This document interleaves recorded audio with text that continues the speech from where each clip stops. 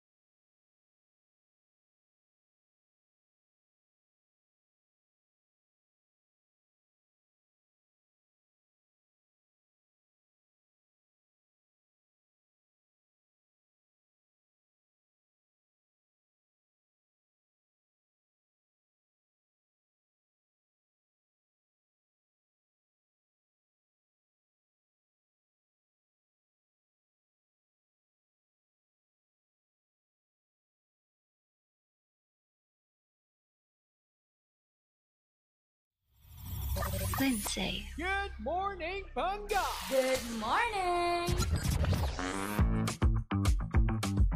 Ang pinakamakulit na girlfriend mo sa balat ng radyo. Isang magandang morning sa inyong lahat! Ako pa rin po nag-iisang girlfriend mo sa radio. My name is Lindsay. Makulit, pero may puso. Handang makinig sa mga kwento mo. Alam mo, feeling ko kailangan mo na siyang iwan kasi it doesn't make sense. Ang kwento sa lihim ng liha.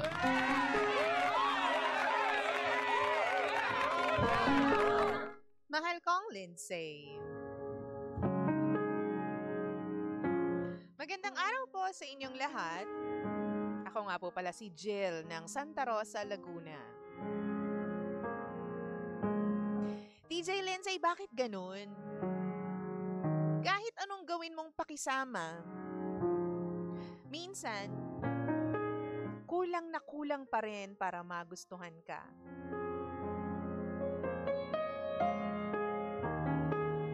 Alam mo, DJ Lindsay, 3 months pa lamang kami ng boyfriend ko. Yung pinsan niya, may girlfriend din. Tawagin na lamang natin siya sa pangalang Mika. Matagal na po sila. 5 years na. Yung pamilya po ng boyfriend ko ay nakatira sa isang compound lamang. Nandun yung 3 tita nila at saka yung mga pinsan niya. Sobrang tight-knit family. Halos puro babae pa, kaya lahat na pagkakasunduan.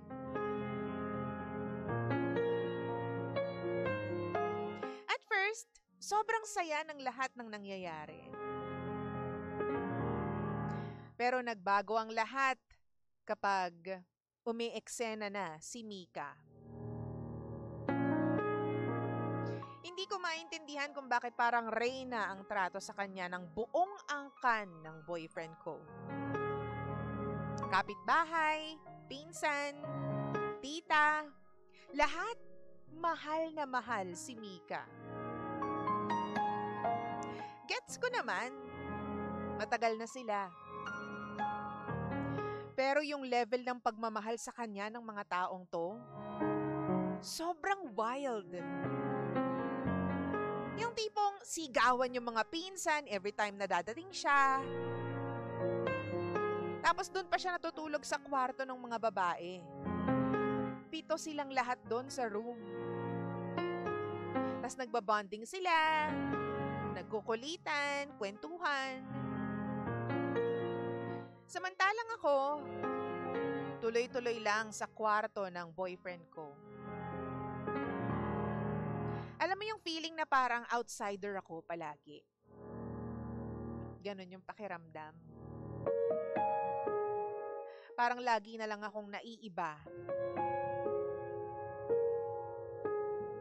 Yung mga jowa kasi namin, pare-parehong seaman.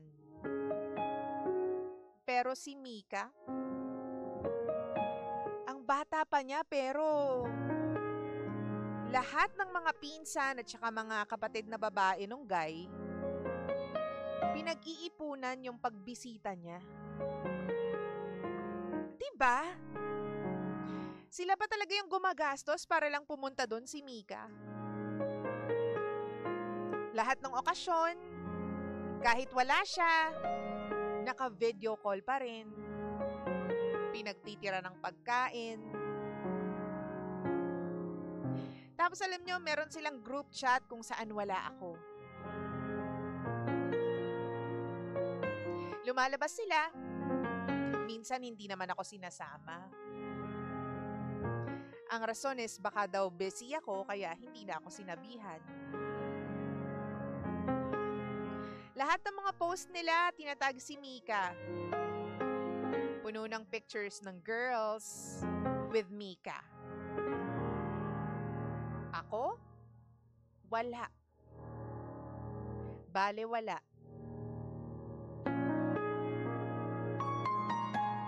One time nga, nag-dinner kami ng mama ng boyfriend ko.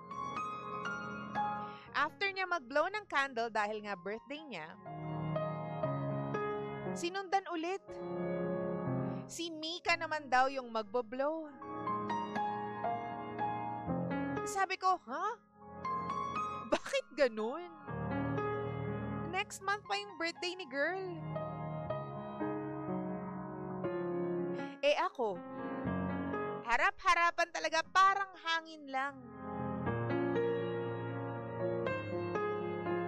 Alam mo yung okay naman sila, as in okay kami kapag wala si Mika. Pero pag nandyan na siya, etsapuera na ako.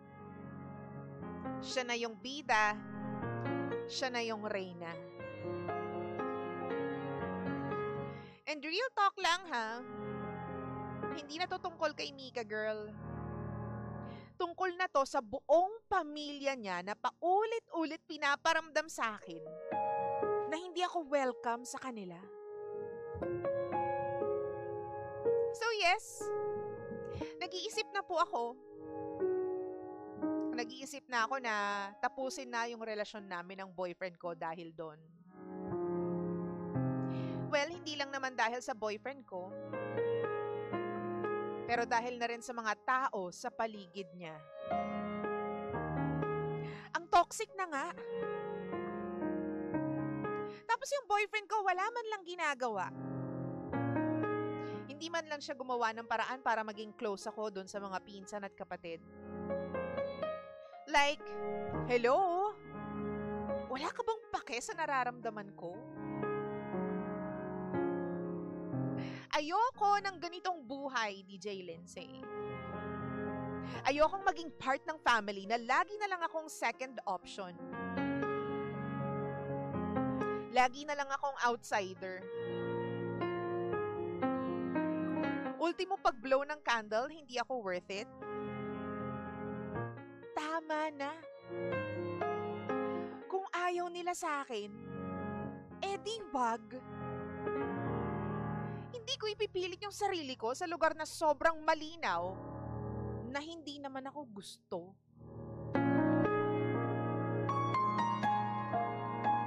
Kung ayaw nila sa akin, ayoko rin sa kanila. Ano po bang masasabi niyo tungkol dito sa problema ko, DJ Lindsay? Umeffort naman ako eh. Pero parang ayaw naman nila. feeling ko wala na sa akin yung problema. Nasa pamilya ng boyfriend ko.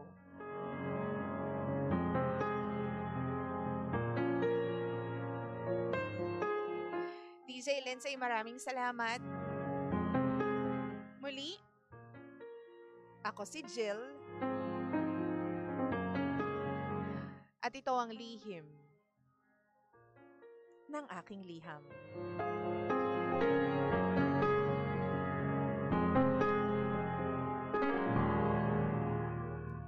Lihim ng liham.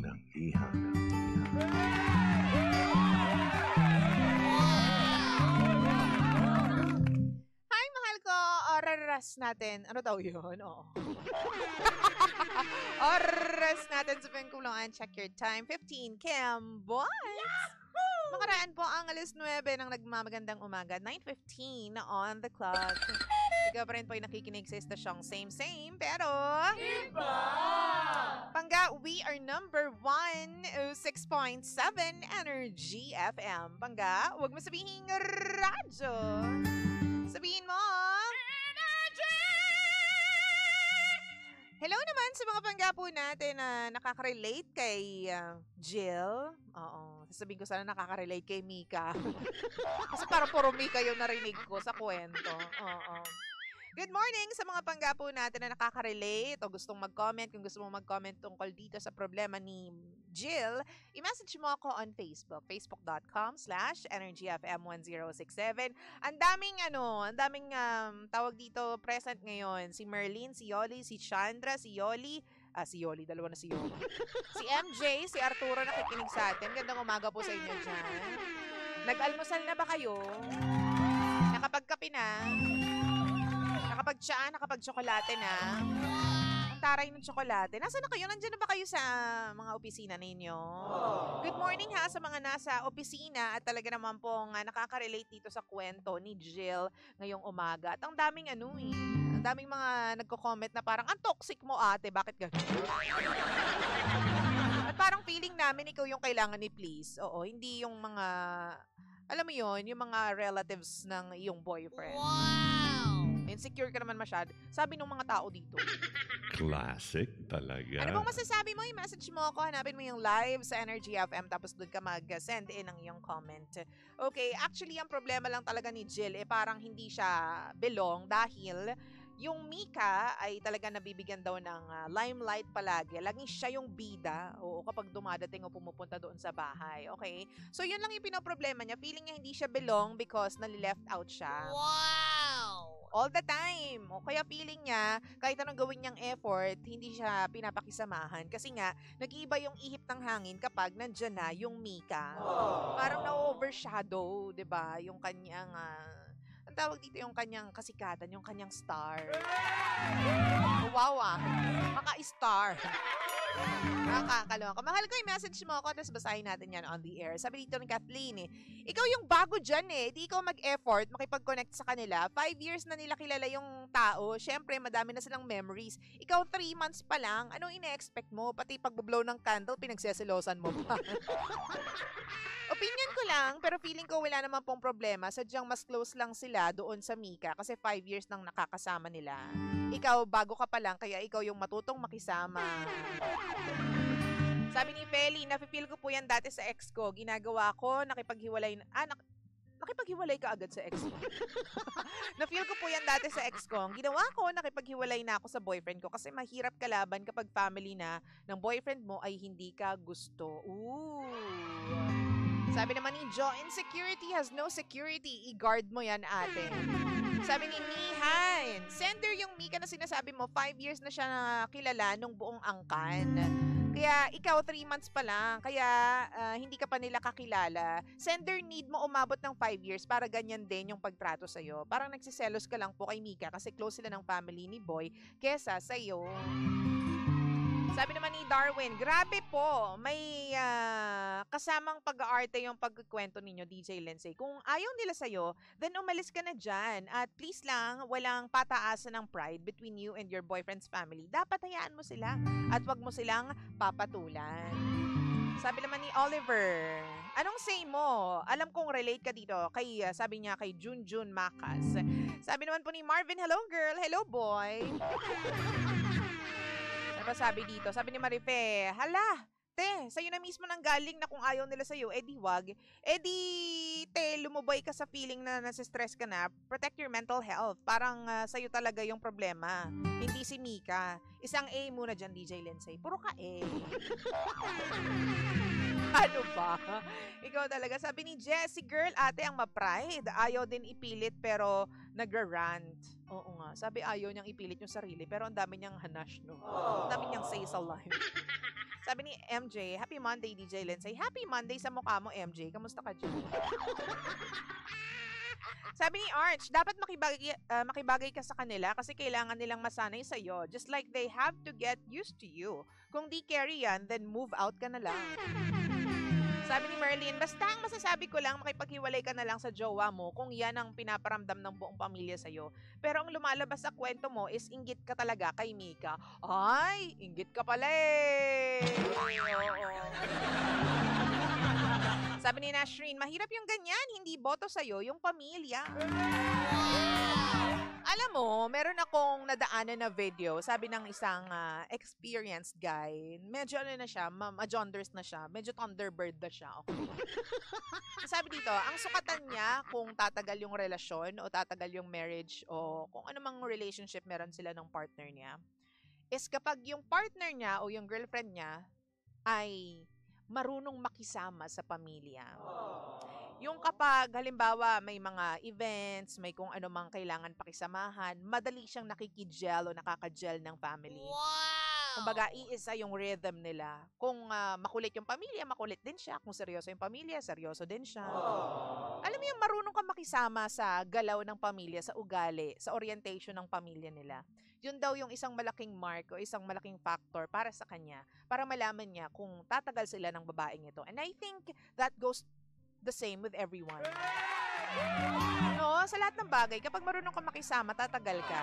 Pero kung medyo sa umpisa pa lang, taliwas ka na, pinipilit mo yung ways mo, no, sa isang community na matagal ng ganun yung pagsasama. Kumbaga, lahat sila sumasayaw, tas ikaw ang gusto mo kumanta, di ba? Wala namang problema. Yun nga lang, hindi sila makakasama sa'yo sa trip mo kasi ang gusto nila sayaw, ikaw gusto mo kanta. Di ba? So, what if pakisama ka muna? Alam nating lahat na, for example lang marunong kang kumanta, magaling kang kumanta, hilig mo yung kumanta. Pero itong pamilyang pinuntahan mo, magagaling sumayaw. Yun yung hilig nila, magaling sumayaw, mahilig sumayaw, minuto sumasayaw. What if iwanan mo muna yung pagkanta for a bit, itry mo muna yung sayaw. Sumayaw ka muna sa saliw ng tugtog ng pamilyang ito. Diba? Hindi mo naman iiwan yung pagkanta dahil yan yung hilig mo, dyan ka expert. Pero kapag nandyan yung pamilya, nandyan kayo, iwanan mo muna yung hilig mo na yan at try mong umadapt. Yun yung word. You have to adopt, diba? You have to change. You have to adjust. Lalo na kapag nandyan ka sa pamilya ng jowaers mo. Wow! Diba? It's either mag-a-adjust ka, mag-a-adapt ka, or aalis ka. Sabi nga nila, if you can't stand the heat, get out of the kitchen. Diba? Kung hindi mo kaya yung pinaggagawa nila, hindi mo kaya, nape-pressure ka dahil sa nangyayari, dahil may Mika, alis ka dyan. Huwag mong guluhin yung magandang pagsasama nila, diba? You have to change, you have to adopt, ate. Diba tandaan mo, 3 months ka pa lang, yung Mika has been with them for 5 years already. So, alam mo yun, ang dami rin siguro pinagdaanan ng pagsasama nila ni Mika at ng mga pinsan at ng mga kapatid bago sila napunta sa ganun ka-close na relationship. Wow! O, diba? Sabi ni Rodel, di yun, babae yung mali dyan, yung boyfriend niya. Kung ganyan yung asal ng pamilya niya, dapat sabihin niya kaagad para hindi feeling inggit sa sitwasyon sa buhay ni girlfriend. Pero, diba? Sige na nga, may kasalanan na rin yung boyfriend. Paano naging kasalanan ng boyfriend? Siyempre, dapat bago mo i-direct yung girlfriend mo na, uy, makisama ka dun.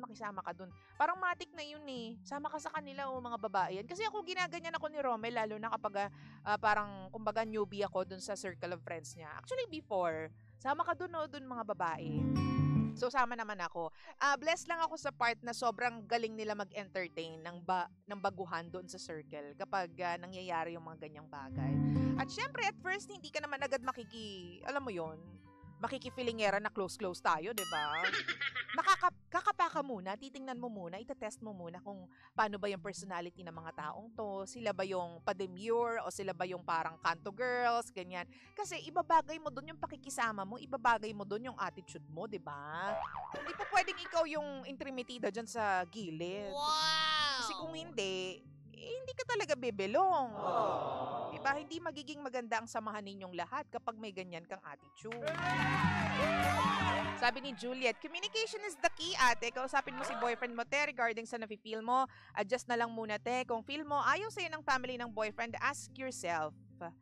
Ask your boyfriend pala, diba? Basta don't compare yourself sa girl na yon kasi magkaiba kayo. Tsaka basta, good ka sa kanila, yun ang importante. O, diba? Sabi dito, ibigay na lang kay Mika yung boyfriend niya. Madami pa naman lalaki dyan. Ayaw din naman ng pamilya niya eh. Di magsama-sama na lang silang Mika talk? Ano talk? Diba? Alam mo, kung gusto mo tumagal kayo sa relasyon na yan at gusto mo maging okay kayo ng pamilya, makikisama ka talaga, a-adapt ka. Kung anong kinakain nila, kakainin mo rin kahit papano. Hindi mo naman kailangan pilitin yung sarili mo. Pero kailangan tumikim-tikim ka rin ng trip nila. Tsaka, kailangan, kung mahal mo yung boyfriend mo, mahalin mo rin yung ibang parte ng pamilya nila. Kung kaya mong yakapin yung boyfriend mo, yayakapin mo rin yung buong pamilya ng boyfriend mo. Kung gusto mong tumagal talaga kayo. Ganun yun. You have to love every part of that family. Because yung boyfriend mo belongs to that family, di ba? Wow! Hindi yung may nakita ka lang na ayaw mo, konting-konti lang, biglang aayaw ka na agad. Di ba? Tsaka, mahal mo yung boyfriend mo, di ba? So, ganyan ba yung pagmamahal? Wow! Parang hindi naman yata. Mahalin mo rin yung pamilya ng boyfriend mo. Kasi doon galing yung boyfriend mo. Tsaka kung gusto mong tumagal talaga kayo, yung mga parts doon na hindi ka mahal-mahal, yayakapin mo din. Papakisamahan mo sila kahit mahirap silang pakisamahan. 'Di ba? Kahit iba yung personality mo, 'di ba? Kung halimbawa, pa-demure ka, tapos sila mega halakhak all the time, ganyan. Makikisama ka din, 'di ba? Tatawa ka din. Kung sila naman yung tipong alam mo yun, medyo tahimik all the time, syempre, itatago mo yung part mo kahit papano na medyo halakhakers, di ba? Yan, di ba? You have to adapt lang, you have to adjust. Sa lahat naman ng bagay.